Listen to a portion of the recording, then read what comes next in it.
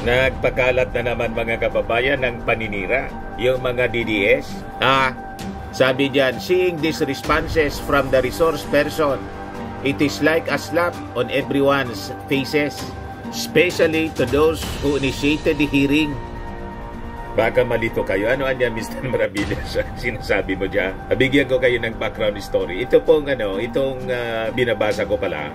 Reaction nito ng isang DDS na propagandista doon sa sinagawang public hearing, public consultation ng Committee on National Defense and Security. Ginawa po yun sa Masinloc.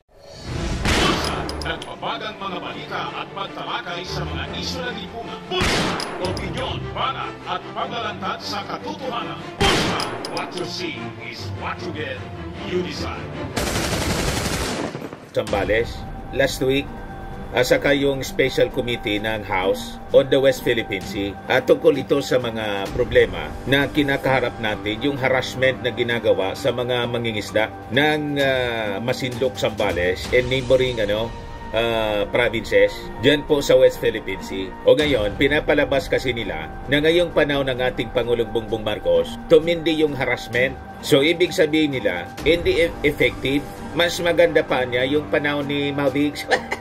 Kasi, malaya silang nakakapangisda. Ngayon, ang question, totoo ba ang kanilang mga sinasabi? So, ito yung post mga kababayan ngayon sa social media. 2014, panahon nito ni Panot, 2014 anya kaming hinarang nung makaupo si Rodrigo Duterte.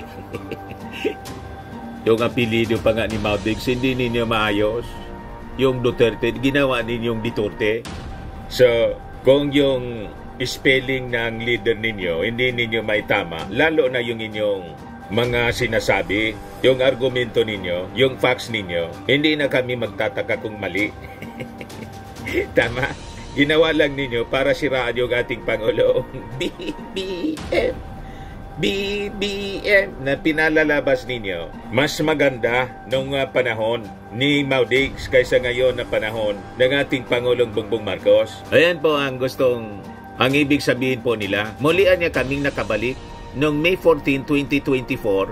Hinarang na naman kami. So sabi diyan, let's ask ourselves, what did Duterte do and what Marcos has done? Well, let us look at the obvious anya. During Duterte, they can fish at Bajo de Masinloc, yan na BDM, and enter the shoal if needed to shelter from the storm. While now anya, they cannot and may face arrest when the recently passed law in China will take effect on June 15, 2024. By the way, anya, Vietnamese can fish on that shoal. Yan mga kababayan ang gusto nilang palabasin. Paninira, black propaganda sa ating administrasyong Bongbong ng mga kampon ni Maudigs para pasamain po ang ating gobyerno at makumbinsi ang ating mga mamamayang Pilipino na isupport ang DISTAB. O diba? Yung nausog rally, mga kababayan ni Maudigs. Huwag kami, ngayon, tingnan natin, halukayin natin yung history during the time of Maudigs kung totoo itong sinasabi ng kanilang kampon, mga kababayan. But before kong ibigay sa inyo yung mga data, click subscribe muna dito sa ating YouTube channel and hit the notification bell po para lagi kayong updated sa mga makatotohanang balita, hindi fake news tulad ng pinapakalat ng mga DDS vloggers. Di ba? Lahat lang paninira po, kasinungalingang paninira. Like and share na rin po ninyo ng ating video at wag na rin po ninyo na skip yung ating mga commercial ads para tuloy-tuloy lang ang pag-unlad ng Bagong Pilipinas. Sa mga naghahanap ng malinis and spacious fitness gym, pumunta lang po kayo sa aming Colossal Fitness Gym. We also offer Grab Car Rental with our brand new 2023 model ng Toyota Innova. We also accept booking for those who are planning to travel via PAL, Cebu Pacific, and other airline companies, local and international, and bills payment for Meralco bills, PLDT, Aleco bills, etc. Ang Colossal Fitness Gym is located at 3rd floor, Security Bank Building, Landco Business Park, Legazpi City, Albay. For inquiries, look for Gilon Maravillas. Contact number 0966 pala, 802-0949. Yan po yung aming Innova. Lagi na pong matao sa amin. Ito yung mga bago naming clients. Napaka makulay po ang aming gym po at napakalinis. Pati mga foreigners po, yan, mga British tourists po siya, nag-workout sa aming gym. Na-set up na rin po yung aming mga brand new gym equipments. May treadmill na rin po kami. Doon naman po yung bago naming product, iGlow Serum. Mula po sa South Korea. Whitening po siya. Tingnan niyo yung effect sa aking anak na architect entrepreneur. Sa mga inquiries niyo, dumiretso na lang kayo sa kanyang messenger sa Facebook, Riz Maravillas. Ito naman po, mga kababayan, yung Firmax Firming and Lifting Cream. Pinapahid po ito sa mga pulses and affected area. Mainam po ito sa mga pains at paninigas na mga kaso-kasuan. Ito naman po, mga kababayan, yung Automax Radiant Serum. Sa mukha naman yung application. Anti-aging po siya. You will look 10 years younger than your age. Sa mga cancer patients naman po, ito pong Ningxia. Try ninyo po. Ningxia Red Mix Fruit Drink. Hindi man po siya gamot. Food supplement siya. Kaya lang, gawa siya mga kababayan sa goji berry. Yung goji berry may anti-cancer properties. O ngayon, yung mga inquiries ninyo, dumiretso na lang kayo sa aming messenger sa Facebook para masagot namin agad. Ayos pa. O ngayon, balik tayo mga kababayan dito sa ating kwento. So ang tanong, totoo ba itong sinasabi nitong mga DDS na yung sitwasyon ng ating mga mangingisda dyan po sa West Philippine Sea, yung mga fisher folks ng Masinloc, Zambales, mas maganda noong panahon ni Maudigs kaysa sa panahon ng ating Pangulong Bongbong? Kasi sinasabi nila mga kababayan, noong panahon ni Panot, hinarang sila, nang umupo si Maudigs, nakabalik sila sa pangingisda at walang harassment na ginagawa yung mga Chinese sa kanila, at ngayon, hinarang na naman daw sila. Yan ang post dito mga kababayan. Madaling sabi, bumalik yung harassment at mas na lumala sa panahon ng ating Pangulong Bongbong Marcos. Yan ang kanilang pinalalabas. At ngayon po, may banta na yung mga Chinese, huhulihin daw nila ang mga tinawag nilang strangers kasi may 4 months silang fishing ban. O ngayon, ano ang katotohanan? Ang nakadilat mga kababayan na katotohanan ito, ibigay ko po sa inyo. O yan po, report ng Bloomberg. Sabi diyan, Duterte stands by China. Doubts own fishermen in sea collision. Kumampi pa sa China. Pinagdudahan pa yung ating mga mangingisda nang banggain po ng Chinese vessel. Ayaw niyang paniwalaan yung kwento ng ating mga mangingisda. Hinaras na po, binangga na yung mga bangka ng ating mangingisda, kumampi pa sa bumangga. Sa China pa kumampi si Maudigs. Yan o, malinaw yung report ng Bloomberg. Duterte stands by China, doubts own fishermen in sea collision. June 17, 2019. Yan, kita na ninyo kung saan nakakiling po yung dating Pangulong Maudigs. Kaya tawag ko sa kanya, Maudigs. Dinikit ko na yung pangalan ni Mao Zedong. Kampi siya sa China, kahit inaapi. Nasakta na yung ating mga mangingisda sa China pa rin at sinisi pa. Pinagdudahan pa yung ating mga fishermen. Report ng Philippine Agency, mga kababayan, June 18, 2018, sabi diyan, Duterte on fish taking incident in Panatag. It was barter. Barteran niya. Hindi man na niya kinumpis ka yung isda. Pinalitan na niya. Barter. exchange gift. Yung mga Filipino fishermen po, kinumpis ka yung mga huling isda. Ang tawag ng palasyo po, barter. You see, talaga niya, Mr. Marabilla, sell out ng ating sovereignty at kasama sa nang-aapi sa ating mga mangingisda, yung mismong gobyerno. Kasi yung administrasyon ni Mao Diggs, kampi po sa lahat ng ginagawa ng China. Gusto na nga pong gawing province tayo. Gawin na ninyong province kami rito.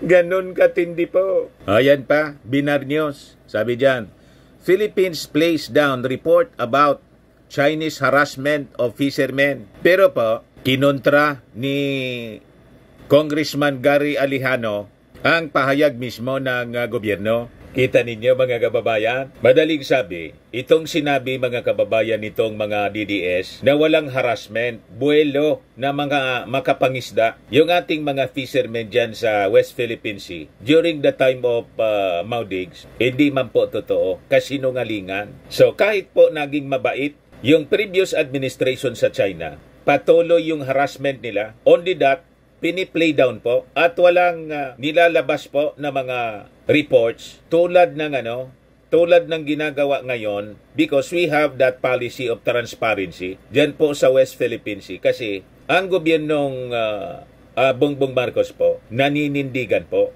hindi po mapayag sa pang-aabuso po ng China sa atin dito sa West Philippine Sea. Naintindihan na po ninyo, mga DDS, hindi obra po yung mga kasinungalingan ninyo. So, anong nangyari during the time of Mao Diggs, mga kababayan? Very submissive po si Mao Diggs sa ginagawa ng China. Wala siyang aksyon. Kahit matindi yung mga harassment, abuses, and in fact po, hindi na nakatagal si Laila de Lima, dating senador pa noon. Yan nga yung kanyang press release po. April 13, 2021, Senate of the Philippines. Sabi diyan, De Lima slams Duterte's government in action over Chinese vessels presence in WPS harassing fishermen, journalists. So, yung harassment po nangyayari during the time of Mao Diggs, play down lang niya para hindi ma-offend. Di bali po maapi tayo basta hindi ma-offend yung China.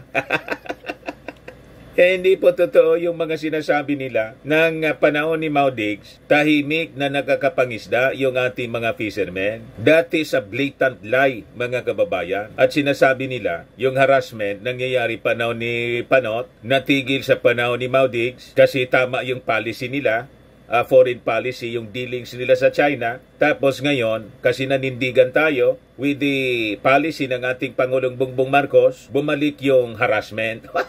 Hindi man po tumitigil sa pangaras yung China. So panahon na po na manindigan tayo at labanan natin sa tamang pamamaraan yung pang-aabuso po ng China.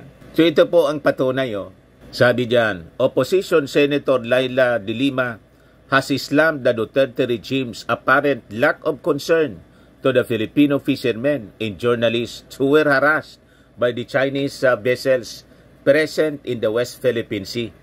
De Lima made a statement following refusal from Malacanang to comment on the recent incident wherein Chinese ships armed with destructive missiles reportedly chased a boat carrying ABS-CBN news team in WPS last April 8, 2021. So sabi ng senadora, hindi niya ito ang klase ng reaksyon na kailangan natin and deserve from the President and his people as it sends an unfortunate message to the Filipinos in the rest of the world that we tolerate injustice and bullying from China against our own people.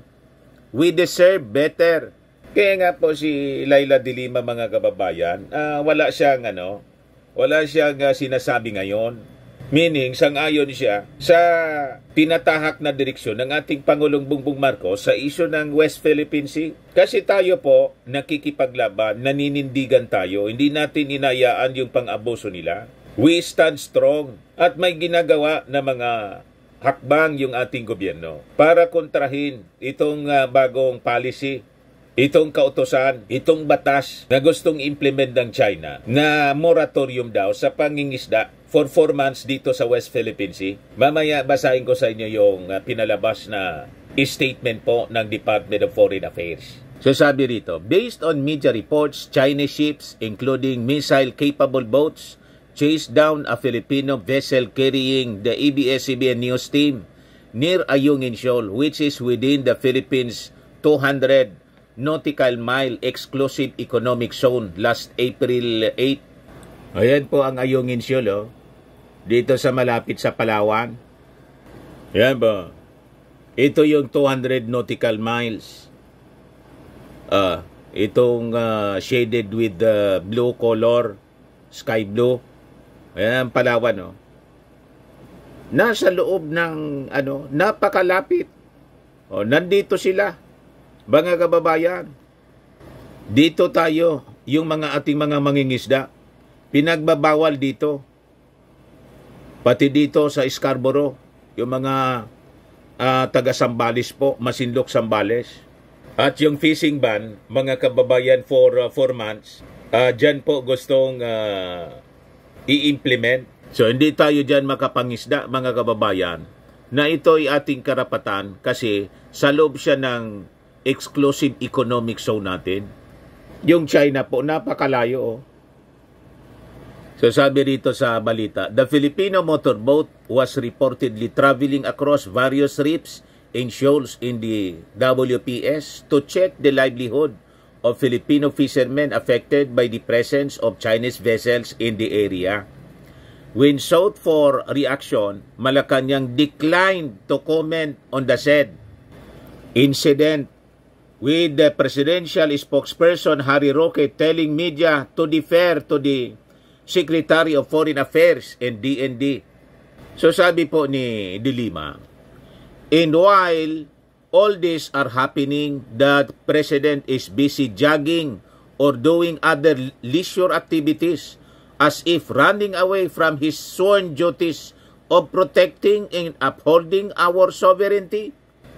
Ano kayo ngayon, mga DDS? So basag na basag yung inyong propaganda, yung inyong kasinungalingan. Nandyan po yung records ng ng mga balita. Napakadaling kalkalin. Tama? Ito pa, isang report galing sa Al Jazeera. Ayan po, kailan to? April 16, 2021. Ano sabi diyan? Duterte urged to confront Chinese bullying in South China Sea. So paano nasabi ninyong mapayapa, tahimik na nakakapangisda, walang nangyayaring bullying during the time of Mao Diggs? Napakalinaw yung mga balita. Binabalita sa buong mundo. Kaya lang, during the time of Mao Diggs, wala man siyang ginagawa. Pinagagalitan pa yung mga mangingisda. Imbes na sakluluan tulad ng ginagawa ng ating administrasyon ngayon. So ito yung sabi dito sa balita ng Al Jazeera. April 16, 2021, sabi diyan, Philippine President Rodrigo Duterte must end his policy of subservience towards Beijing, lawmakers and foreign policy experts have said, warning that the Filipino leader's silence is sending the wrong signal as hundreds of Chinese maritime militia vessels continue to congregate within Manila's exclusive economic zone in the South China Sea. While several Filipino officials, including the country's top diplomat and the defense chief, have openly demanded that the Chinese vessels immediately leave the country's waters, Duterte has kept quiet for weeks. Tahimik lang po. May secret deal kasi niya, Mr. Maravillas, na pinasok. Nag-deny po si Mao Diggs. I-status ko lang niya yung pinasok ko. You see? Kaya nga po may congressional investigation na ginagawa. Kasi bali-baliktad po ang sinasabi ng kanilang kampo. Ang nagbulgar po ng secret deal si Arimao. Tapos kinuntaran ni Panelo, ni Salmao Sidong Panelo. Tapos si Mao Diggs nagpilato. Yung nagpa-press con po, sabi dito sa report ng Al Jazeera, during an address on Thursday night, Duterte did not mention the South China Sea. His spokesman said earlier that the president preferred to pursue his diplomatic initiative in private. Secret. Secret deal nga. Yan sabi ng spokesman niya. Earlier on Thursday, the Philippine Coast Guard revealed that despite repeated demands by Manila, the Chinese ships leave Whitsun Reef. At least 240 Chinese vessels remained in the area in surrounding waters as recently as Wednesday. In a statement on Thursday, Senator Laila De Lima, an opposition member, warned that the Philippines could become just another one of China's satellites if Duterte and the military failed to confront China. Malinaw po. So sabi po ni De Lima, despite the expression of support by the United States towards Manila's position in the South China Sea, Duterte's policy of groveling before China could prove detrimental to the integrity of the Philippine territory. Risa Hontiveros, another opposition senator, said it was time for Duterte to confront his best friend, China, for its blatant deception. Niloloko na po tayo ng China. Inahayaan lang po ni Digong kasi may private talk sila, may usapang pribado, secret.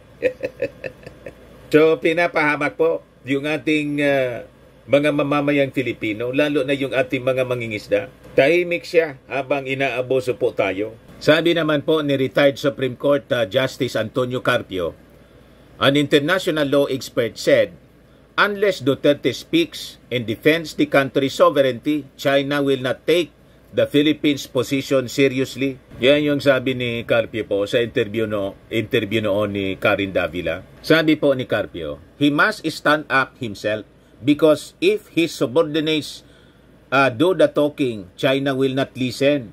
And if the president is silent, then China will continue. The Chinese will take us seriously if the president will speak. Sabi po ni Carpio. Sabi naman po ni Liz Der, co-founder and CEO of Singularity, a US-based geospatial company na nagmo-monitor po sa incursions dyan sa South China Sea, na if the weak approach of the Duterte administration in confronting China continues, more features within the Philippines economic zone could be taken over by other countries as well in the future. Ang China has already built naval and air facilities on an artificial island on top of the Mischief Reef, which is also within the Philippines exclusive economic zone. China has also created an island at Scarborough Shoal, which was controlled by the Philippines until 2012. So lumala, mga kababayan, kasi naging submissive po si Mao Dig sa China. Timing lang siya. Ito pa, report siya ng GMA News Online. Yan po, GMA News Online. Ano sabi diyan? Duterte must break his silence over China's alleged harassment in West Philippine Sea. Sabi po ni Sarate. Kailan to? April 14, 2021. So ano kayo ngayon, mga DDS na fake news? Kaya wag po kayong nakikinig sa kwento ng mga DDS. Wag kayong naniniwala sa mga post nila sa social media. Kasi fake news po sila. Baseless po yung kanilang mga kwento. Complete propaganda na align po sa agenda ng China. So sabi po ni Sarate, unless President Rodrigo Duterte breaks his silence and denounces what China is doing, the diplomatic protest filed by the Department of Foreign Affairs will just continuously fall on China's deaf ears. Wala niyang mangyayari dyan. Tama ba? Kaya baseless po itong mga sinasabi ng mga DDS na yung pinapalabas nila, sampalangan niya sa muka nitong mga congressmen. Yung ginawa nilang public hearing po doon sa sa Masinloc, Zambales. Diyan niya Mr. Maravillas yung mga actions na ginagawa ng ating gobyerno. Ito po yung balita ngayon published by Philippine Star. Philippines protest 4-month South China Sea fishing ban. So hindi po papayag yung ating gobyerno sa gustong mangyari ng China na bawal sa ating mangisda, sa ating bakuran. Sila yung nag-impose ng regulation sa ating bakuran po. So sabi dyan, the Philippines has protested China's unilateral imposition of the 4-month fishing ban sa South China Sea, which includes waters the country claims as its own, sabi ng Department of Foreign Affairs. The DFA said the fishing moratorium anya, which is expected to last until September 16, raises tensions sa West Philippine Sea at sa South China Sea. Ito anyang imposition of the ban directly contradicts the understanding between President Ferdinand Marcos Jr. at ni Chinese President Xi Jinping to manage differences through diplomacy and dialogue and to de-escalate the situation at sea. So ang panawagan ng ating gobyerno sa China is to cease and desist from the conduct of illegal actions that violate the Philippine sovereignty, sovereign rights and jurisdiction in its maritime zone, sabi po ng DFA. It also urged Beijing to comply with its obligation under the international law, lalo na po itong 1982 United Nations Convention on the Law of the Sea, and adhere to its commitments under the 2002 Declaration on the Conduct of Parties in the South China Sea. Last week, President Marcos called China's directive to detain foreigners entering disputed areas in the South China Sea as completely unacceptable to the Philippines. The Philippine Coast Guard dismissed the move as an empty threat to deter civilian missions. Madaling sabi mga kababayan, hindi po nire-recognize natin. At tuloy yung ating pangingisda dyan. At yung ating Philippine Coast Guard magdi-deploy ng mga vessels po to support our fishermen para bantayan po yung ating mga mangingisda. O ito naman po yung mensahe ni Speaker Martin Romualdez. Sabi niya, bilang mga mangingisda, kayo ang puso ng ating bayan sa gitna ng mga hamon. Batid kong araw-araw kayong humaharap sa malaking alon upang itaguyod ang inyong mga pamilya. Ngayon po ay nais kong bigyang diin ang isang malagang isyu na patuloy ninyong hinaharap sa tuwing kayo'y pumapalaot sa Baho de Masinloc. Ito ay ang banta ng China sa ating teritoryo at karapatan sa pangingisda. Hindi kayo nag-iisa sa pagharap sa mga banta ng China. Magkaisa tayo at patuloy nating ipaglaban ang ating karapatan na mangisda sa Baho de Masinloc. Alam natin na ito ay bahagi ng ating teritoryo at pag-aari ng Pilipinas. So yan po yung sabi ni Martin Romualdez during the public consultation of the House Committee on National Defense and Security in the House Special Committee on the West Philippine Sea. So makikita ninyo, mga kababayan, yung mga pronouncements ng ating mga leaders, political leaders, pati yung ating armed forces, nagkakaisa po. Dapat man talaga tayong magkaisa. Kaya lang po, may pinupunduhan yata yung China na mga movements dito sa ating bansa na ang intensyon pagwatak-watakin po ang ating mga mamamayang Filipino. Alam na ninyo kung sinong grupo pong ito. Ang panawagan na lang natin, huwag kayong paloloko sa kanila. Tama ba? Ayan man lang po mga kababayan. Ako po si Dante Maravillas. Bye-bye po. God bless.